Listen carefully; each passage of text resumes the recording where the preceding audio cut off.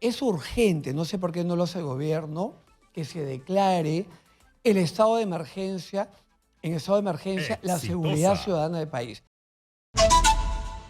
Nosotros estamos aquí en estudios y le damos la bienvenida a Francis Allison, alcalde de Magdalena. Bienvenido, alcalde. Hola, Karina, buenas tardes y gracias por la invitación. Muchas gracias a usted por estar aquí. Yo me imagino que usted está de acuerdo con esta oficialización en el peruano del cambio en el Código Penal porque usted cree que la delincuencia está rebasada y que hay que hacer duros.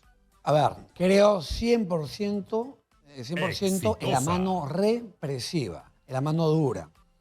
Y no entiendo a aquellos que se quejan todo el día de que hay mucha delincuencia en el país y que cada vez que sale una norma para que, por ejemplo, haya mayores penas o para que cuando se retenga en la calle a alguien para identificarlo pase de 4 a 12 horas y es un escándalo nacional, ¿no es cierto?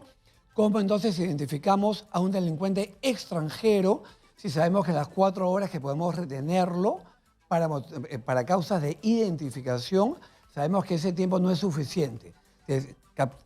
Retienes, que es el nombre, no detienes, pero retienes a un extranjero que, por ejemplo, ha matado. Tú no sabes que es un delincuente y además buscado internacionalmente, no te dice su nombre, lo llevas a la comisaría y en 4 horas tendrías que soltarlo sin siquiera saber cómo se llamaba. Eso ha pasado a 12 horas para poder identificarlo y si es un maleante buscado, se queda detenido. Y eso que todavía es poco, ¿no? Porque en realidad, si es que no te dice el nombre, si es que no hay huellas dactilares, es un trabajo complicado porque acá no tenemos la super tecnología. Karina, lamentablemente es muy poco. Yo también creo que deberían ser al menos 24 horas. Pero salió también mucha gente que cómo vas a retener a alguien por una sospecha y a comenzar a creer que entonces te van a retener injustamente, como que la policía andara buscando a quien frega por gusto, una cosa así, ¿no? Y aparte, siempre viene esa teoría. Pueden haber abusos. Entonces, como pueden haber abusos por esa posibilidad, entonces hay que dejar que nos sigan matando y que maten a la gente que amamos. De ninguna manera. Acá mano dura, firmeza. El delincuente tiene que ir a donde tiene que ir, que es a los penales, y el mayor tiempo posible. Porque acá voy a hablar de algo muy importante. La famosa rehabilitación es para los que han cometido delitos no violentos. Quien vive matando, asaltando todo el día, no se va a rehabilitar. ¿Usted cree eso? Es decir, usted es de las personas que dice, un terrorista no se rehabilita nunca. Jamás. Un homicida, un asesino no se rehabilita porque ya cruzó la línea. Cruzó una línea. Y además, veamos lo que hacen los países desarrollados. ¿Qué hace un país como Estados Unidos? Alguien que mata, va preso de por vida. Así, ahí le clavan 4, 5, 6 cadenas perpetuas. Así es, va de por vida porque ahí se entiende no está romanticismo de que la pena es para rehabilitar y reincorporar al penado de la sociedad después de cumplir la condena, sino se entiende que ese elemento peligroso tiene que ser retirado de la sociedad para que no vuelva a dañar. Por ejemplo, el sicariato hoy tiene 25 años de pena cuando es la pena mínima y cadena perpetua cuando es con agravante. El sicariato con agravante tiene cadena perpetua. Pero cuando es la pena más baja, 25 años. Si agarramos mañana a un sicario, un hombre que se dedica a matar, su oficio es matar, Karina, va preso por 25 años desde los 30 años. Cuando salga a los 55 años de la cárcel, ¿a qué se va a dedicar? ¿Quién le va a dar chamba? Si a los que tenemos 55 o 53 como yo, ya no nos dan chamba, ¿no es cierto?, en ningún trabajo porque ya se nos considera pasados en edad para ser contratados. Y además... ¿Qué chamba va a tener, perdóname, quien estuvo preso 25 años por ser sicario? Y además está la corrupción. Además, a ver si es que cumple los 25 años. De repente, de alguna manera, sale antes. Entonces, yo estoy totalmente de acuerdo con ese dispositivo que ha sacado el gobierno, que endurece las penas. Efectivamente, a ver, ya las penas, ojo, existían en el Código Penal peruano desde antes de esa modificación. El robo tiene pena de 3 a 8 años, con algunas agravantes de 12 a 20, con otras agravantes, ¿no?, de 20 a 30, y ya tenía también, Karina, cadena perpetua cuando matas a la víctima. Por supuesto. Es que es homicidio. Por supuesto, vas, encañonas a un joven por su teléfono y lo matas porque no te lo quiere dar, Es por que supuesto. ya no es robo, ese es un homicidio, Así es es, un asesinato. cadena perpetua, por supuesto. ¿De cuál es el debate? Entonces acá voy a hablar de lo que hablan los defensores de los delincuentes. Primero te dicen, las cárceles están llenas. Y yo les respondo, ¿y qué nos interesa? ¿Es que la comodidad de los maleantes es más importante que la vida de la gente que amamos? Primer tema. Después te dicen, ¿cuánto cuesta darle de comer de por vida? Siguiente, yo respondo, ¿realmente esa es una preocupación? Si comen lomo saltado o si dejan de comer en la cárcel o comen bien o mal. En un país, además, que los peruanos que trabajan No comen. comen poquísimo o no comen O no porque ganan comen. una miseria. Así es, pero yo O sea, le volteo esta reflexión que acaba de hacer. ¿Qué pasa si un penal está superpoblado y se convierte primero en un foco de infección, después en un sitio donde se pueden amotinar y después vemos lo que ha pasado en este penal donde estaba el niño guerrero del tren de Aragua, inmanejable? Sí tenemos que tener una política para tenerlos vigilados y bien ordenados, claro, ¿no? esa cárcel famosa de Venezuela, al menos la mitad de las cárceles de Venezuela son controladas por el crimen organizado.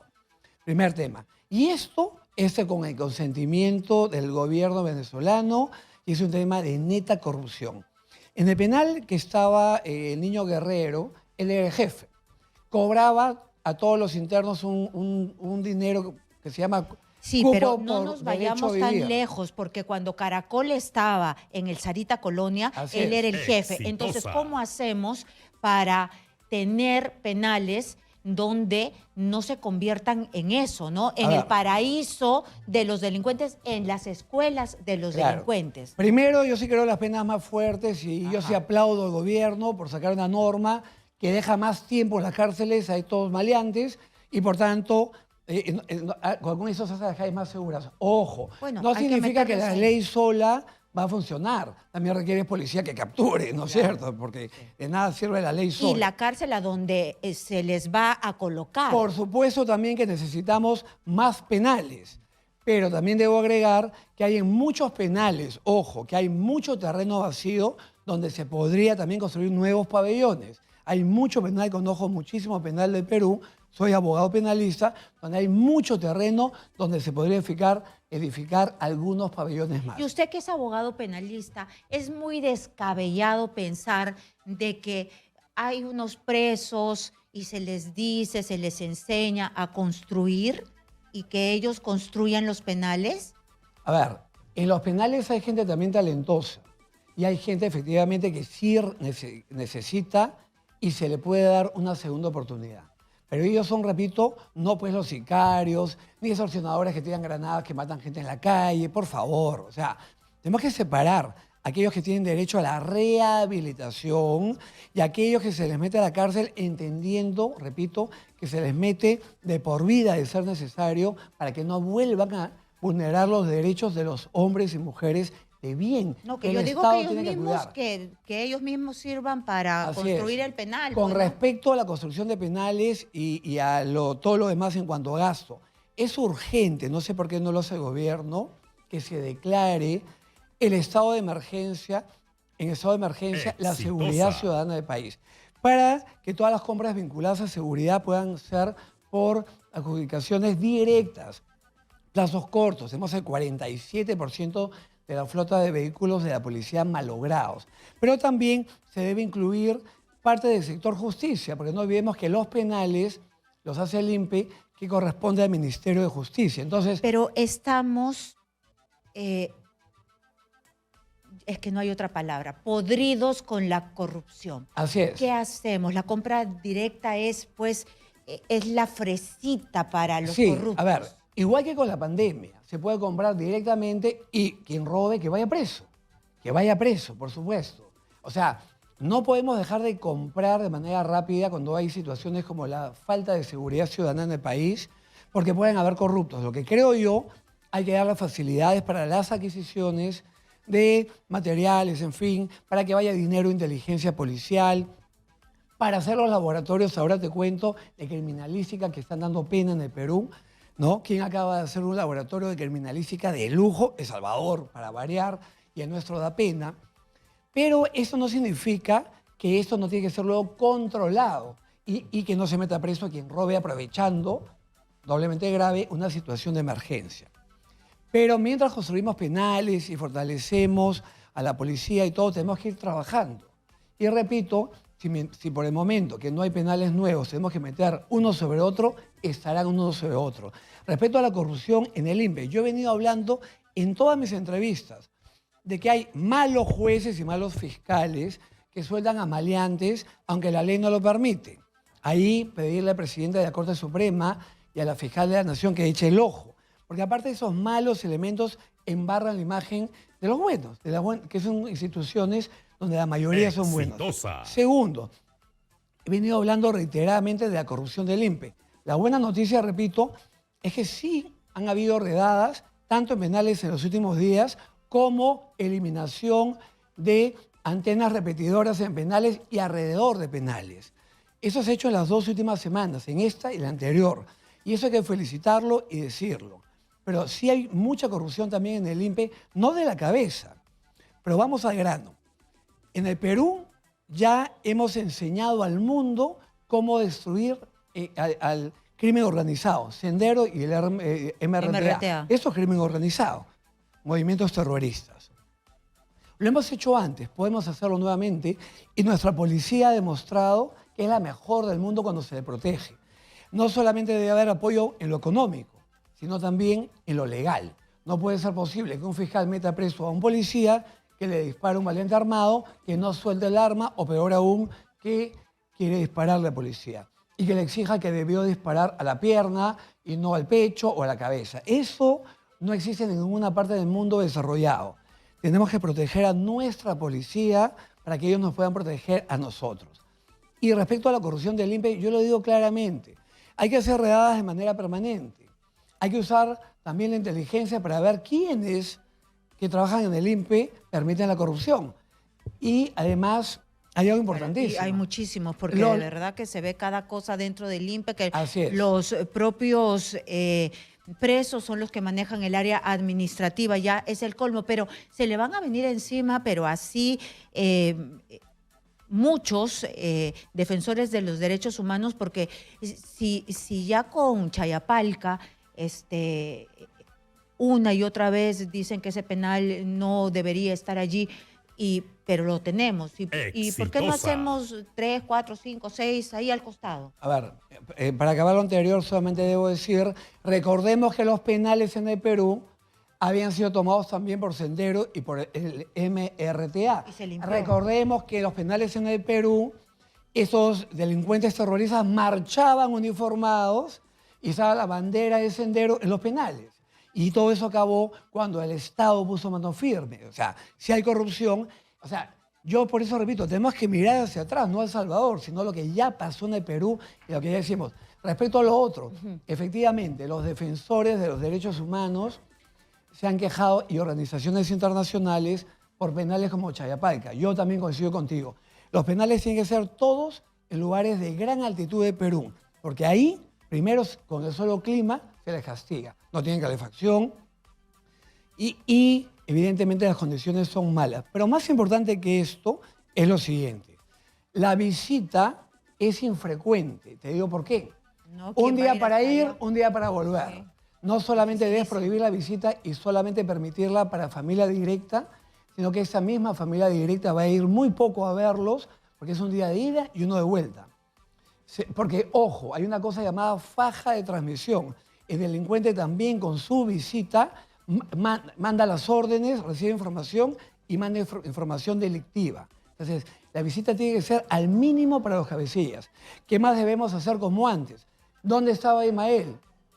En una cárcel unipersonal, patio unipersonal, es decir, en aislamiento, como hacen todos los países desarrollados del mundo con los líderes de organizaciones peligrosas. Es decir, cabecillas de Tren de Aragua tienen que ir todos a cárceles de mucha altitud, pero en aislamiento. 23 horas al día solo en su celda, 1 hora al día de patio solo también. Es lo que hemos hecho acá contra Sendero y el MRTA. ¿Por qué se hace esto aquí en el mundo?